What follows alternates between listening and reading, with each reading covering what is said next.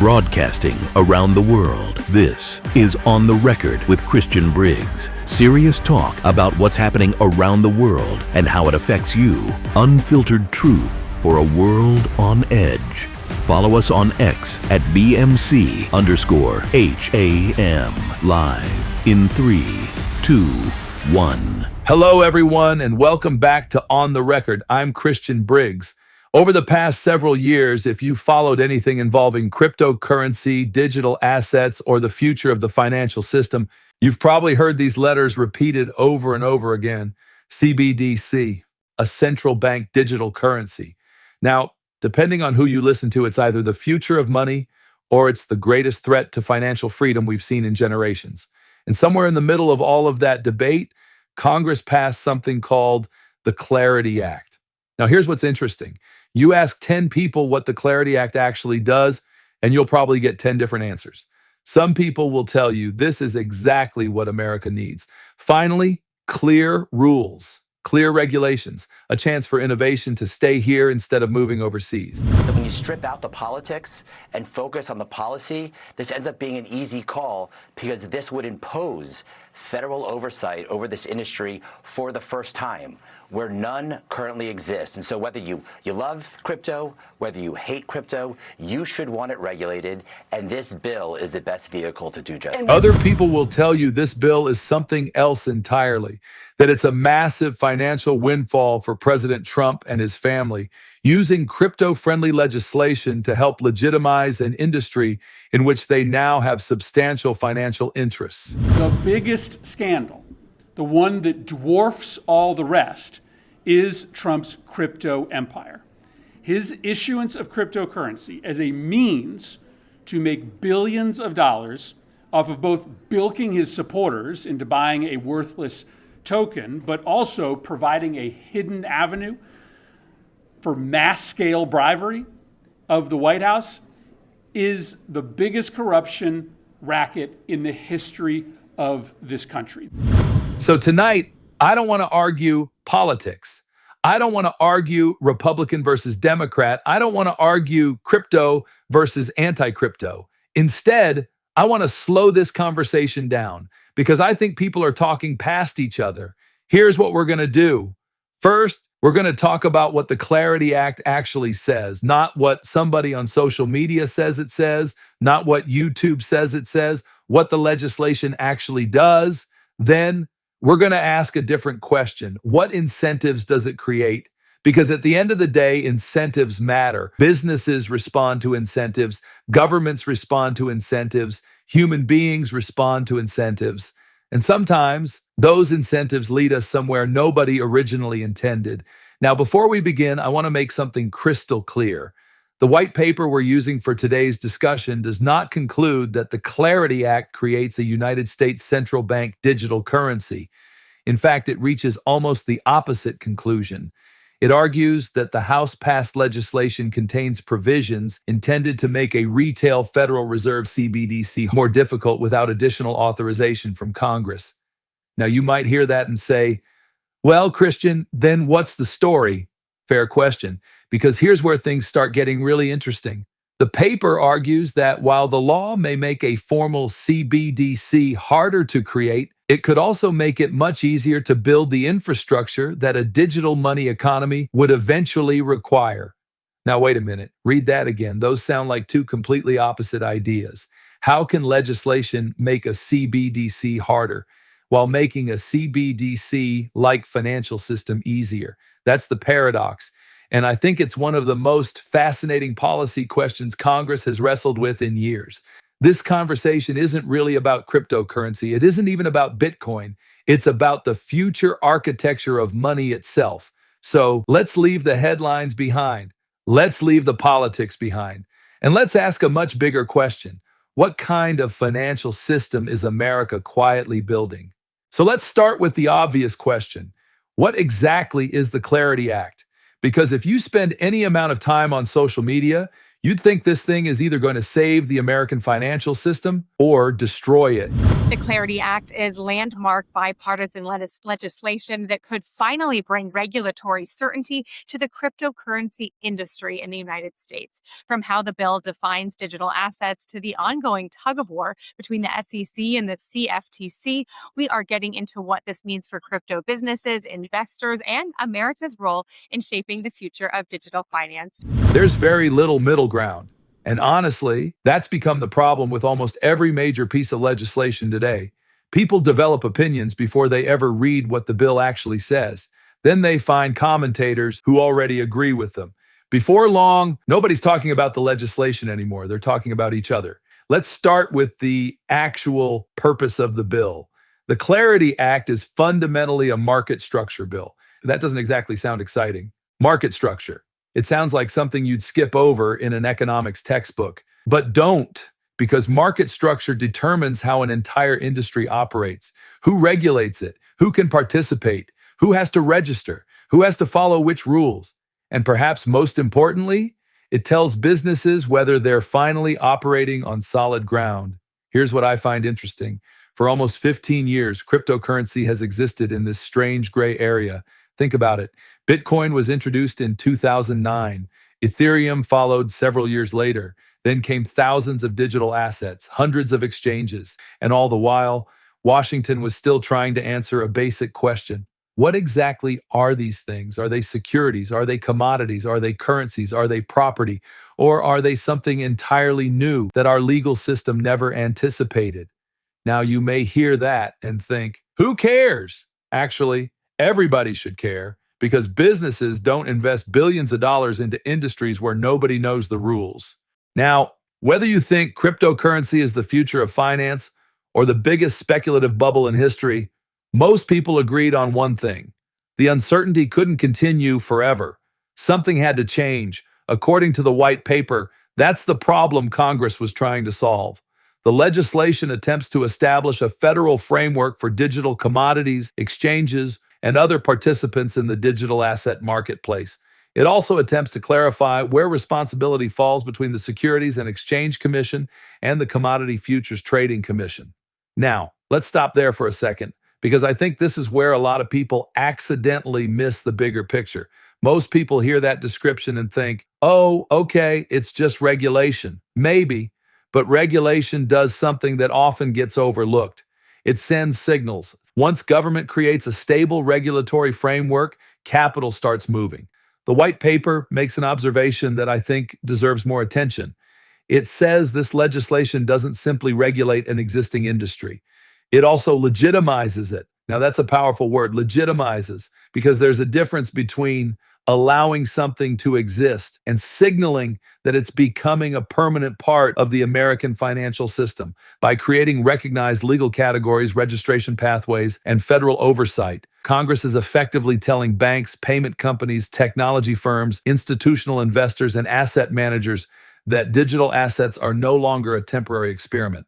They are becoming part of the nation's long-term financial infrastructure. Here's something else I think is important. The white paper is very careful not to exaggerate what the bill actually does. It specifically points out that the Clarity Act does not create a Federal Reserve digital wallet. It does not authorize a retail central bank digital currency. It does not eliminate physical cash. It does not require Americans to own cryptocurrency. People have attached consequences to the legislation that simply aren't supported by the text itself. And if we're going to have an honest conversation, we have to separate those claims from what the legislation actually says. That doesn't mean there aren't legitimate questions. There absolutely are. In fact, that's where this conversation gets really interesting, because focusing only on what the bill directly authorizes may actually miss the larger story. Remember what we talked about in the opening: infrastructure. Sometimes infrastructure matters more than the headline. Sometimes the most important question isn't, what does this law create today? It's, what does this law make easier tomorrow? And that's exactly where we're going next. Does this bill create a central bank digital currency? The answer may surprise almost everyone. On the Record with Christian Briggs will be right back after a word from our sponsor. Gold has more than tripled since September 2022, rising from $1,656 per ounce to over $5,000 by February 2026. That's a 205% gain, outperforming the market, and proving why gold is the ultimate long-term hedge. As global debt soars and currencies weaken, central banks are hoarding gold at record pace. Why aren't you? Call 844-426-4653 or visit bmcham.com. Protect your future with real assets. Own gold now. So let's get to the question that's probably why many of you clicked on this episode in the first place. Does the Clarity Act create a central bank digital currency? Because if you've spent any time on X, YouTube, Reddit, or almost anywhere else online, you've seen people making exactly that claim. This is it. This is how they do it. This is the backdoor to a CBDC. Now, let's slow down for a minute, because one of the things I try to do on this program is separate what people believe from what legislation actually says. The answer is actually pretty straightforward. No, the Clarity Act does not create a United States central bank digital currency. In fact, it arguably moves in the opposite direction. Now, wait a second. I know some of you just hit the brakes. Christian, what do you mean? Here's what I mean. The House-passed version of the legislation specifically states that it does not authorize the Federal Reserve to issue a retail digital dollar directly to Americans. It does not create Federal Reserve digital wallets. It does not eliminate physical cash. And importantly, it contains anti-CBDC language intended to require additional congressional authorization before a retail Federal Reserve CBDC could ever move forward. That's not my opinion. That's what the paper concludes after reviewing the legislation. Now, does that mean everyone who's worried about this bill is wrong? Not necessarily, because here's where the conversation takes a very interesting turn. And honestly, this was the part of the white paper that made me stop and think. Everybody is arguing about the wrong thing. They're arguing over whether the government is creating a CBDC. What if we're building everything around the CBDC? Think about that. Those are two completely different ideas. Let me give you an analogy. Imagine someone tells you they're not building an airport, and technically, they're telling the truth. They're just building runways, control towers, fuel depots, navigation systems, hangars, maintenance facilities, security checkpoints, parking structures, hotels, rental car centers.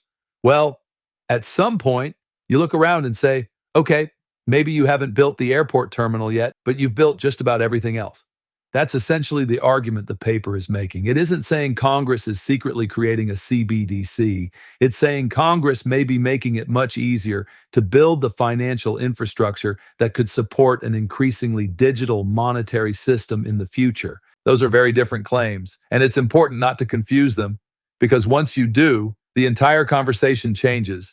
While the legislation may make a formal Federal Reserve-issued CBDC harder in the near term, it could simultaneously accelerate the development of regulated digital wallets, custody systems, identity verification, blockchain settlement, compliance software, tokenized financial assets, transaction analytics, and interoperable payment networks. Now, I want you to notice something. None of those things is a CBDC. Digital wallets aren't a CBDC. Identity verification isn't a CBDC. Stablecoins aren't a CBDC. Blockchain settlement isn't a CBDC. Compliance software isn't a CBDC. But together, they begin looking like the plumbing of a modern digital financial system. And that's why the paper introduces what it calls the private CBDC paradox. I actually love that phrase, because it captures the tension perfectly. Here's the paradox. A government-issued CBDC and a privately issued stablecoin are not the same thing. Legally, they're different. Economically, they're different. Constitutionally, they're different. The paper is very clear about that. But then it asks something that I think is incredibly thought-provoking. From the perspective of the average American, how different do they actually feel? Think about your experience. Let's say you have a digital wallet on your phone. You get paid electronically. You buy groceries electronically. You invest electronically. You pay your mortgage electronically. Your identity is verified electronically. Your transactions are recorded electronically. If your account gets frozen, does it matter to you whether the freeze came from a government-issued digital dollar or from a private company complying with government regulations? Now, I'm not saying those two things are identical. The white paper doesn't say they're identical. What it says is something much more subtle. It says they may begin producing similar practical experiences for the user.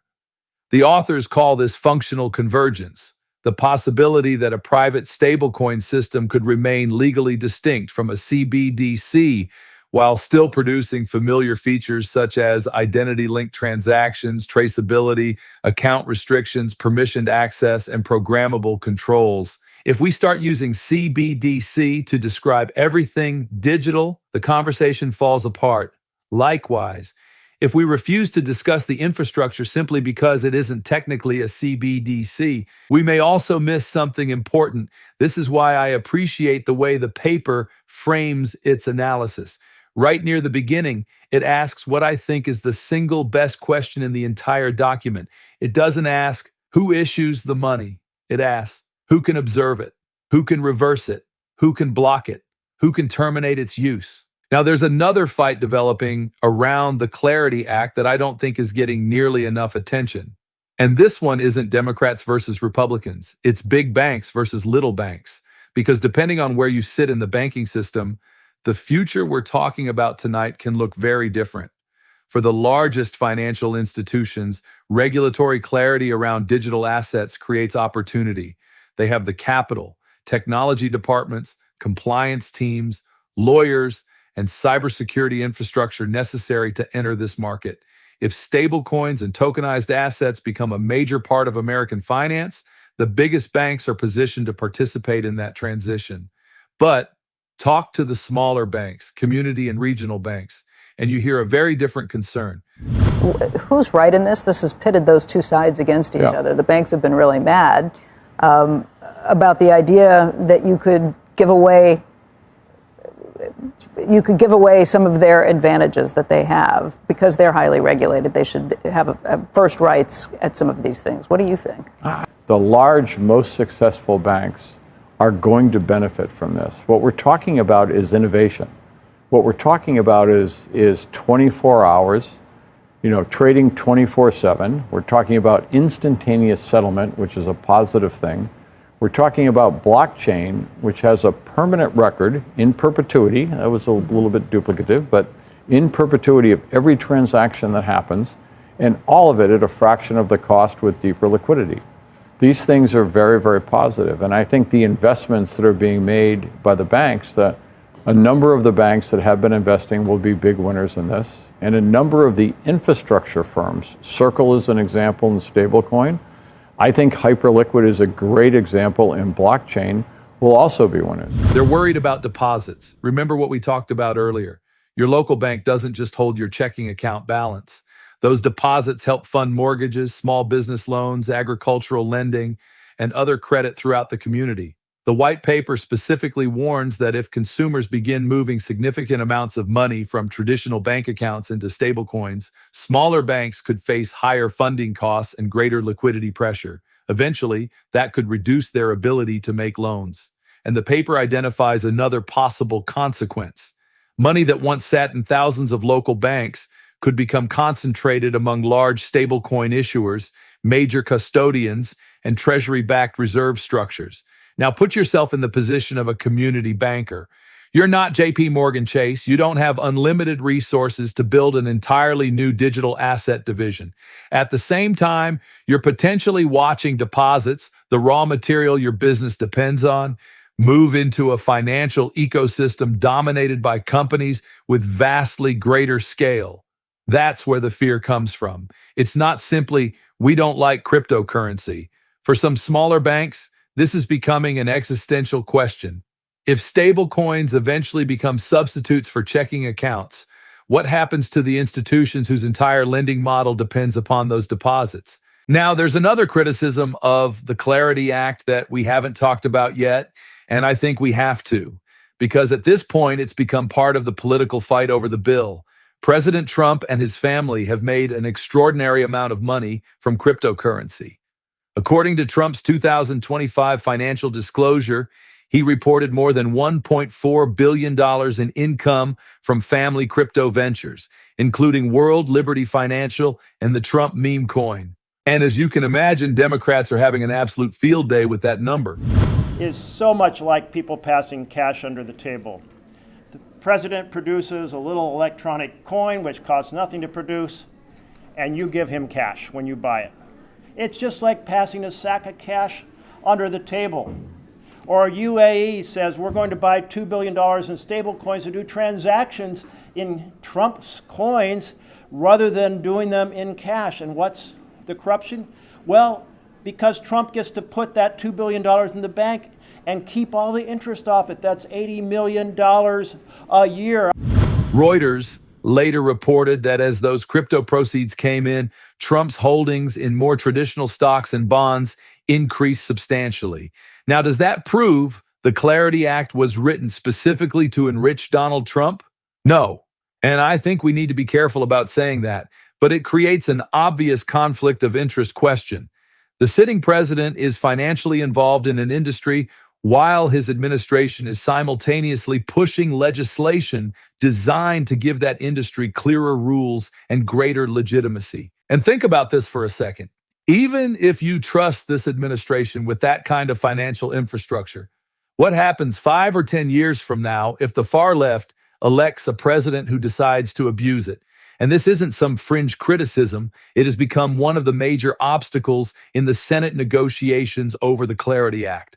And that controversy really brings us back to the larger issue here, because regardless of who benefits politically or financially from this legislation, we still have to decide what kind of digital financial system we actually want to build. This isn't really a fight between innovation and freedom. It's about making sure we don't sacrifice one while pursuing the other. Technology almost always gives us new capabilities. What matters is the guardrails we build around those capabilities.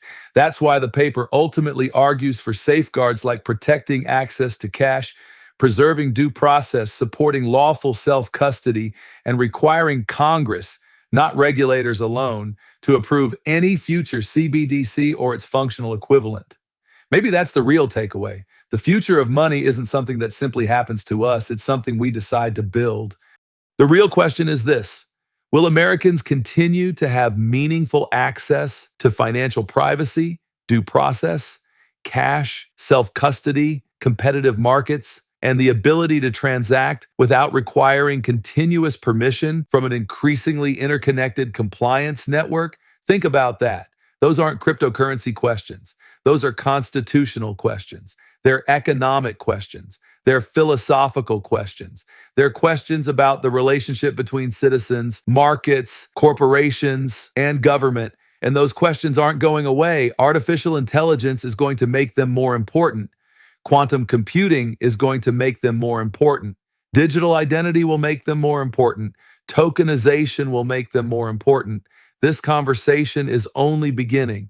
Now, whether you support the Clarity Act, whether you oppose it, or whether you're still trying to figure out where you stand, I hope tonight's discussion accomplished one thing. I hope it moved the conversation beyond slogans. Because here's what I believe: the future is almost never decided by one law. It's decided by thousands of decisions that follow. It's decided by how businesses respond, how consumers respond, how regulators respond, how markets respond. Infrastructure creates possibilities. People determine outcomes. And perhaps that's the most reassuring thought of all. Because despite everything we've discussed tonight, the future isn't written yet. This legislation may shape incentives. It may shape markets. It may shape technology. But ultimately, free societies still make choices. Citizens still vote. Courts still interpret laws. Congress can still amend legislation. Markets can still innovate. Technology can still evolve. Nothing we've discussed tonight is inevitable. And that's exactly why understanding it matters. Because the best time to think about the architecture of freedom is before the concrete has fully dried. I'm Christian Briggs. Thank you for joining me for another edition of On the Record. We'll see you next time.